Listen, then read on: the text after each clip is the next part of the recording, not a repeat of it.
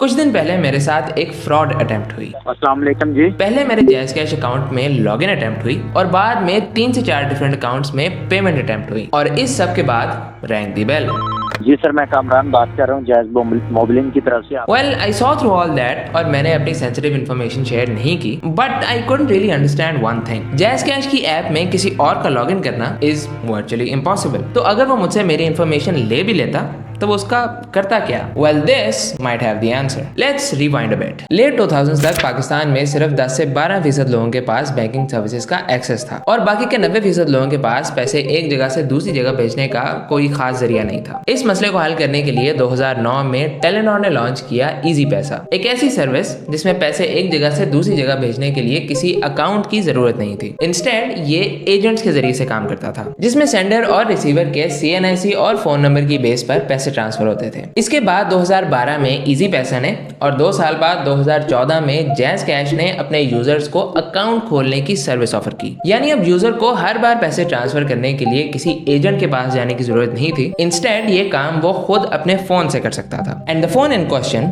Is this, a dumb phone. 2012-13 में पाकिस्तान में smartphone penetration बहुत ज्यादा नहीं थी और ज्यादातर लोग इस तरह के डम फोन ही यूज किया करते थे और जैज़ कैश और इजी पैसा की सर्विसेज को भी इसी तरीके से डिजाइन किया गया था कि वो इन डम फोन्स पर बेहतरीन तरीके से काम करें। यूजर *786# डायल करके जैज़ कैश और इजी पैसा की सर्विसेज अपने इन फोन्स पर बगैर इंटरनेट का इस्तेमाल करते हुए हासिल कर सकते हैं। बाद में इजी पैसा और जैज़ कैश ने 2015 और 16 में अपनी वॉलेट एप्स भी लॉन्च कर दी, जिन्हें आज हम इंटरनेट बैंकिंग के लिए इस्तेमाल करते हैं। लेकिन आज भी जैज़ कैश और इजी पैसा को इन फोन्स पर बआसानी इस्तेमाल किया जा सकता है। And that is where the problem begins. You see, Jazz cash की ऐप में किसी और का लॉगिन करना इज वर्चुअली इम्पॉसिबल, क्योंकि जैज़ कैश की ऐप में रोबस्ट सिक्योरिटी स्टेप्स हैं जिन्हें ब्रीच करना ऑलमोस्ट इम्पॉसिबल है। अगर मैं इस फोन में उस नंबर से लॉगिन करने की कोशिश करता हूँ जिस नंबर की सिम इस फोन में मौजूद नहीं है, तो मैं ऐसा नहीं कर सकता, क्योंकि मैनुअली OTP एंटर करने के लिए इसमें कीबोर्ड ओपन ही नहीं होता। यानी ऐप में लॉगिन करने के लिए उस सिम का फोन में होना जरूरी है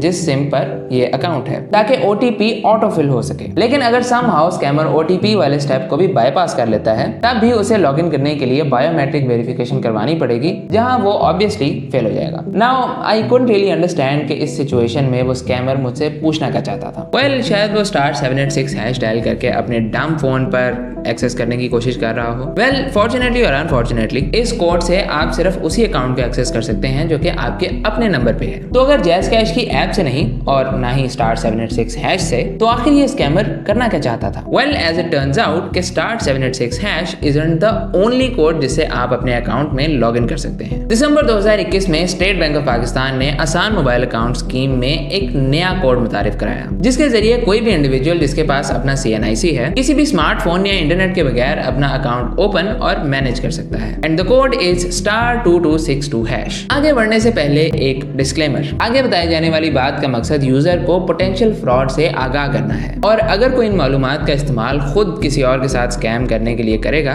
तो वो अपने अमाल का खुद जिम्मेदार होगा। Now coming back to the point, *2262# से आप अपना अकाउंट ओपन भी करवा सकते हैं और पहले से बने हुए अकाउंट में लॉग इन भी कर सकते हैं। And this is where the scary part begins. Technically with enough information, इस कोड के जरिए से कोई भी किसी के भी अकाउंट में लॉग इन कर सकता है, इवन विदाउट बायोमेट्रिक वेरिफिकेशन। अब लॉग इन करने के लिए जो डिटेल्स रिक्वायर्ड हैं वो इतनी भी इजीली एक्सेसिबल नहीं है, क्योंकि इस तरीके से अकाउंट में लॉग इन करने के लिए आपको फोन नंबर, CNIC और MPIN यानी पासवर्ड की जरूरत होती है। अब जैज़ कैश के केस में आपका फोन नंबर ही आपका अकाउंट नंबर भी होता है, जिसे गेस करना कोई ज्यादा मुश्किल काम नहीं है।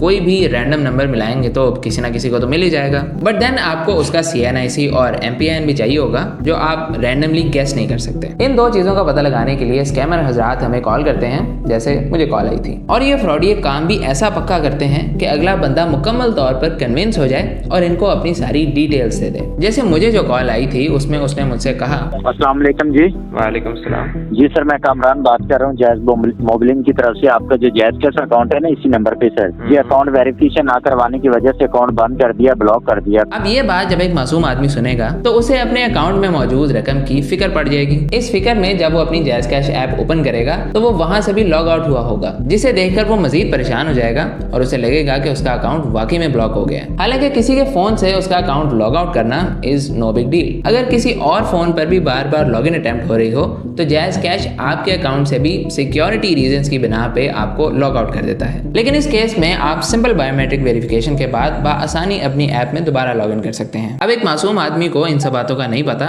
और वो कन्विंस्ड है कि उसका अकाउंट वाकई में ब्लॉक हो चुका है। अब इस घबराए हुए इंसान से फ्रॉडिये उसका CNIC और MPIN मांग लेंगे, जो वो खुशी खुशी दे भी देगा इस होप में कि शायद उसका अकाउंट अनब्लॉक हो जाए। इसके बाद जो होगा वो आप मुझसे बेहतर जानते हैं। जैज़ कैश और इजी पैसा ने इन स्कैम्स की रोकथाम के लिए बहुत से इकदाम किए हैं, but some loopholes still remain जिन्हें स्कैमर्स एक्सप्लॉइट करते हैं। अब हर एक स्कैम के बारे में आपको आगाह करना तो पॉसिबल नहीं है, लेकिन एक जनरल रूल ऑफ थंब याद रखें। कोई भी बैंक और इजी पैसा, जैज़ कैश जैसे वॉलेट्स आपसे कभी भी कॉल के जरिए से OTP और MPIN नहीं मांगेंगे। इसके अलावा अगर स्कैमर बहुत ज्यादा रिसोर्सफुल नहीं है और वो आपको एक आम नंबर से कॉल कर रहा है तो उससे भी आपके कान खड़े हो जाने चाहिए। कभी भी किसी के साथ अपनी प्राइवेट सेंसिटिव इंफॉर्मेशन शेयर ना करें। Stay safe and thank you for watching.